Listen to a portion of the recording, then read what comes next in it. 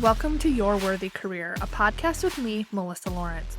I'm a career and life coach with all the corporate cred in talent development and organizational psychology, and I help women like you get extraordinary results by being more you, not less.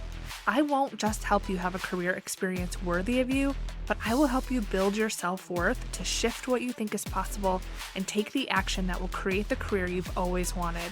Whether it's more meaningful work you're passionate about, making more money, getting to your next level, or being more effective as a leader, we are shattering the glass ceiling here, the one that exists for women at work and the one we put on ourselves with our doubt and inner critic. Each week, you will get practical teachings grounded in neuroscience and effective career development strategies. You'll experience deep mindset shifts and the perfect amount of woo so you can run your career with ease rather than your career running you. You were born for more, and I'm going to help you get there, with maybe a few dance parties along the way. Your up level begins now.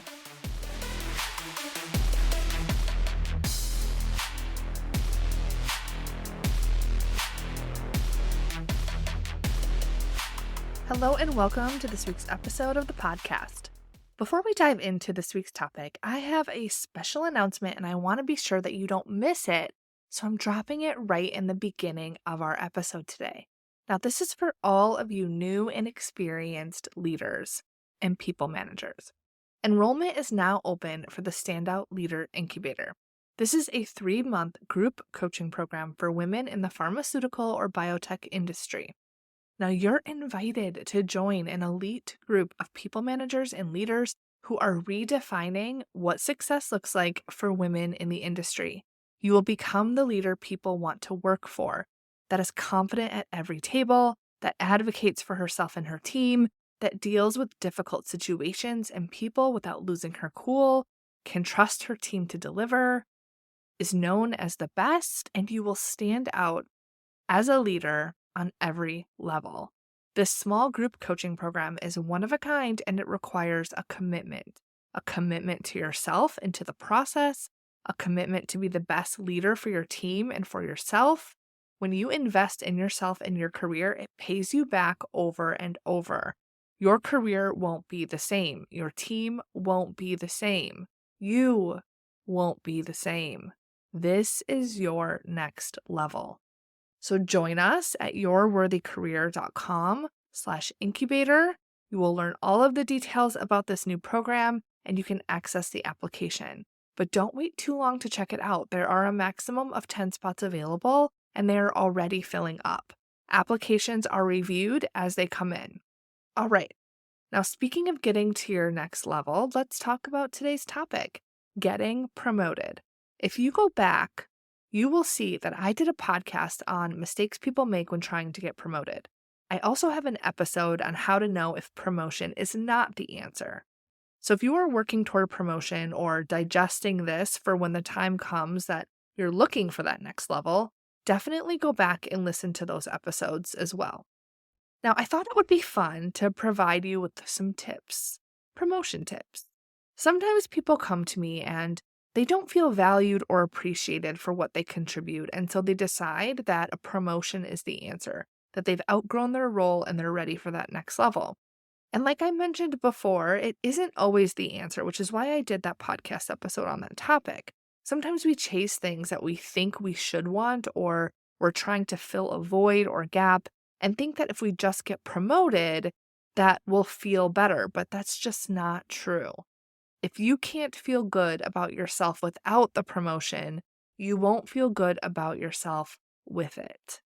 It's just facts. There will always be something else that you want. The mile marker will move. If you've ever had a goal and then achieved it and thought, oh, this isn't really what I thought it would feel like, then you know this is you.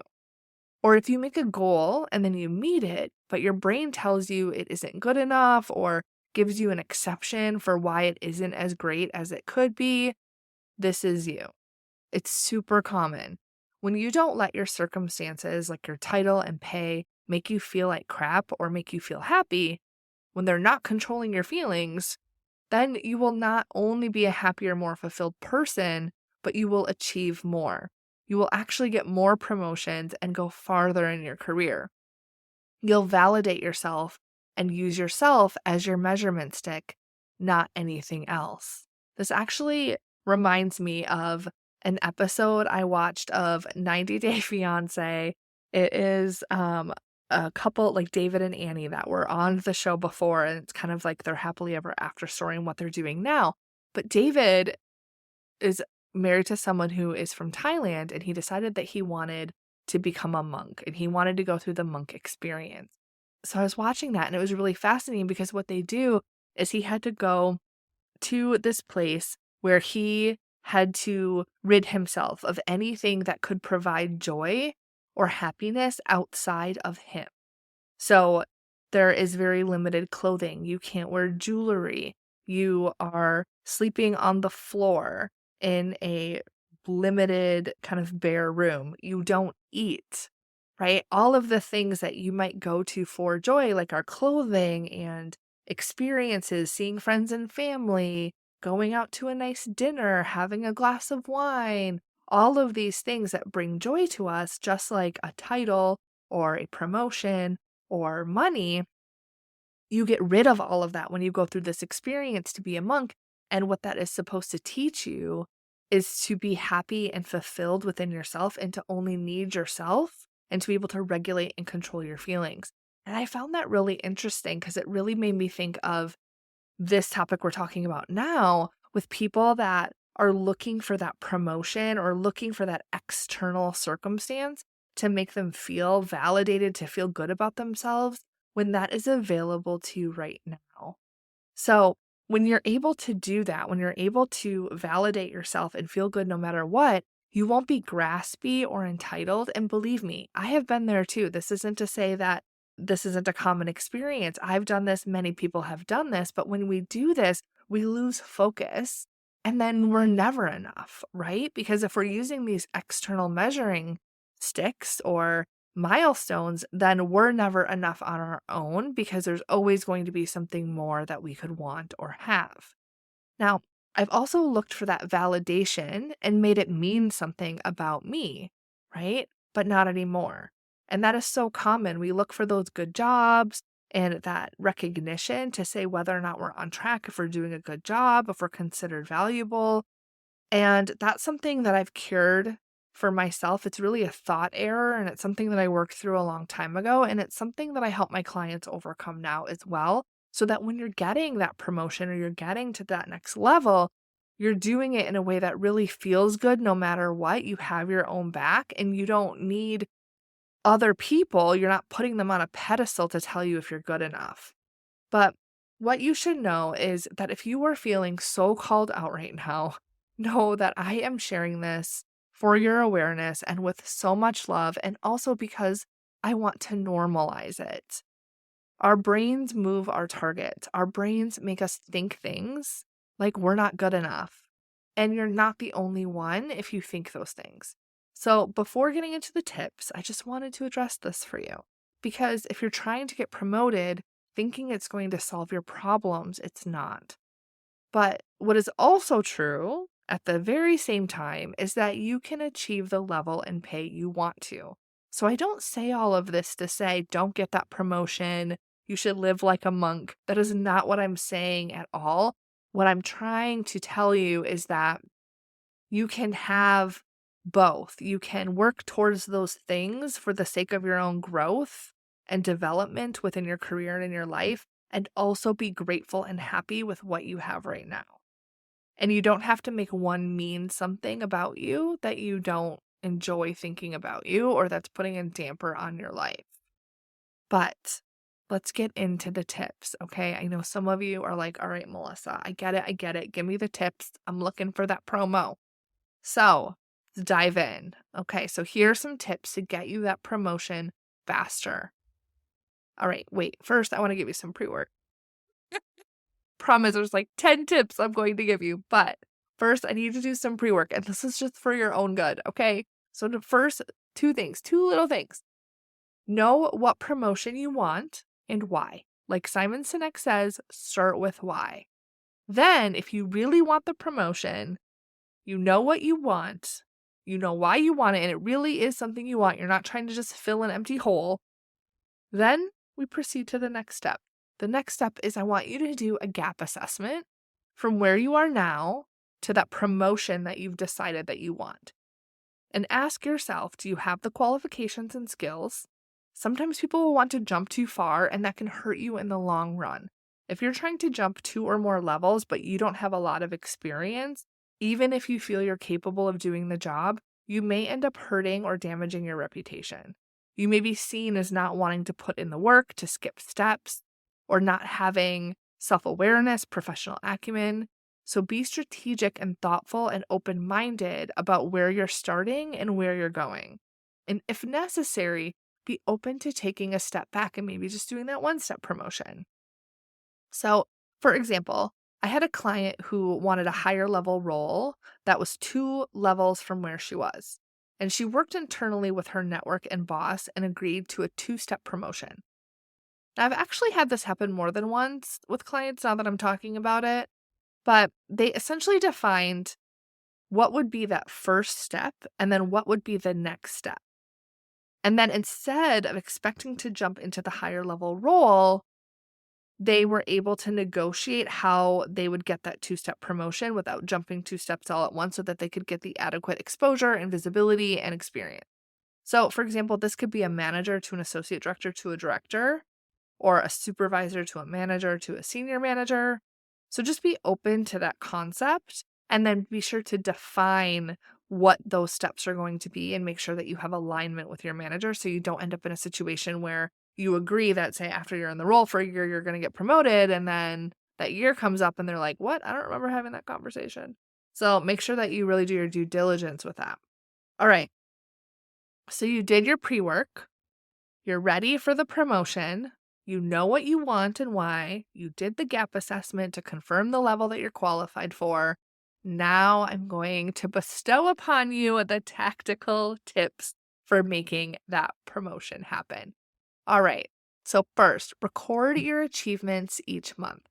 Now, I did this when I worked in industry, and honestly, I still do it now. And it's something that I talk to my clients about that they also find helpful. When you record your achievements, either weekly or monthly, just make it part of your standard work. You can use a basic Google Sheet or spreadsheet and jot down the achievement when it happened and any other relevant notes you might want to recall. And this can be deliverables, hitting milestones, solving problems, getting recognized by others. Whatever it is, this will make it really easy for you to integrate these wins and make them visible for your boss for your promotion, but also to complete your mid and end year evaluation so you really shine. Because most of us forget what we did last week, let alone 6 months ago or a year ago. Number 2, when you jot down your achievements, include measurement if you can. For example, you improved a process. How many hours did that save? How much money did you save?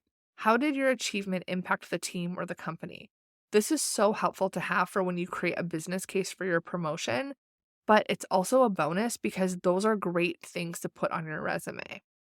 Next. Now, when I had Jeff Caskey from the Workforce Genetics team on my podcast a few weeks ago, we talked about your digital brand, and LinkedIn is part of that. Make sure your LinkedIn is up to date. You can get extra credit and share some of your milestones on LinkedIn, things you're learning or excited about. This gives you more visibility to your network proactively, which will help you if and when you move on to another company, but also you are likely to get connected to a lot of colleagues or leaders at your current company. They may already have exposure to your profile. And so when you're making those updates, they can see those updates too without you having to go and bluntly tell them how great you are, right? That's sometimes something that people tell me is, oh, what am I supposed to do? Like just go into my boss's office and say, I just did this thing. I just hit this milestone. I just solved this problem. I just, took this course on LinkedIn, whatever it was. But when you just post those things and share them as part of your updates, then they're more visible and people just get those little nuggets of all of the growth and amazingness that you are. And they're going to get those reminders.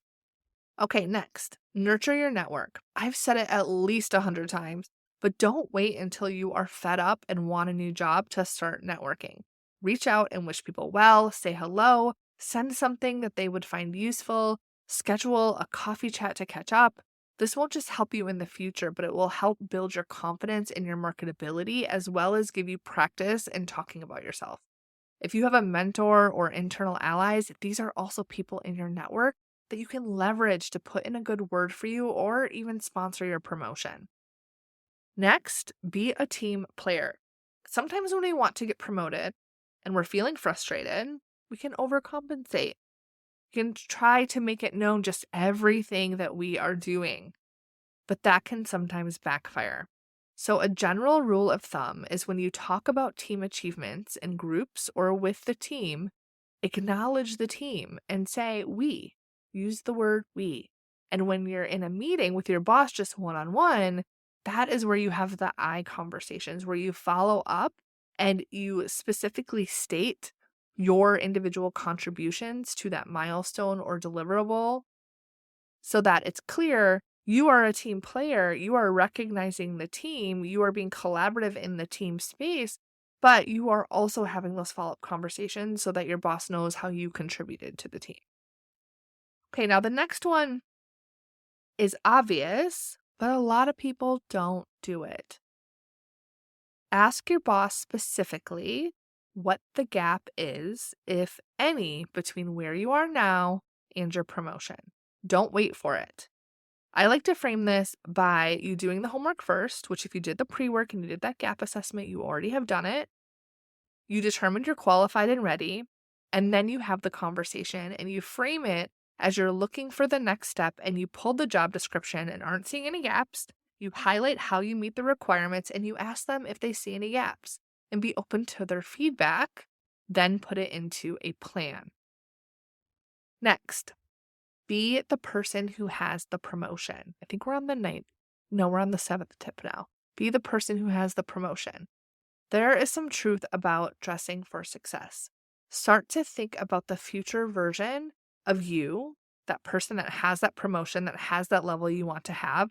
Imagine you make $50,000 more a year. How would you show up to work? What would you wear? Would you get out of your pajamas even when you're working from home? Would you complain about the same things? Would you be as resourceful? Would you solve more problems? Would you speak up and give your opinions for the betterment of the team, even if you're uncomfortable? Think about who you would be and be that person now. Next, this is number 8. Consider the decision makers. Your promotion doesn't come down just to your boss. Your boss is the advocate to start the conversation, but when they take it to their boss, so your boss's boss, or the senior leadership team, who at the table will vouch for you? Think about those relationships and build them. If your boss is sitting at a table with 10 leaders and they propose your promotion to that group of leaders, how many people at that table would agree that you deserve that promotion? How many would know who you even are? That is the secret sauce to you getting promoted. Now, finally, my last tip for this episode is to work with a coach. So if you aren't at the level that you want to be at, maybe these steps seem overwhelming to you, then reach out and schedule a consultation with me for one-on-one coaching. Because when you invest in coaching, the studies tell us that you get 221% of your return on your investment. You not only build the skills and get the strategy to get you your next raise or promotion, but once you do, it compounds year after year with greater percentages of increases and bonuses. Plus, you never have to wait for your next level again because you know how to get it. All right, so there you have it. 9 tips to get a promotion with a couple of pre-work exercises. Give them a try and let me know how they work for you. And if you're ready to take your leadership skills to the next level and go from technical manager to people leader, join me in the Standout Leader Incubator. Applications are open now until March 5th or until spots are full. You can go to yourworthycareer.com/incubator. And if you want to figure out your next best career move and find your path to happiness at work while earning more and working less, schedule a consultation with me for one-on-one coaching. You can also do that on my website at yourworthycareer.com. All right, have an amazing week, and I will talk to you soon. Thank you for listening to this episode of Your Worthy Career. Visit yourworthycareer.com for full show notes and additional resources to help you on your career journey. Speaking of resources, if you enjoyed today's show, you will love being an email VIP insider where I share trainings, tools, and behind-the-scenes content exclusive to my VIP list. Become a VIP and join us at yourworthycareer.com. See you next week.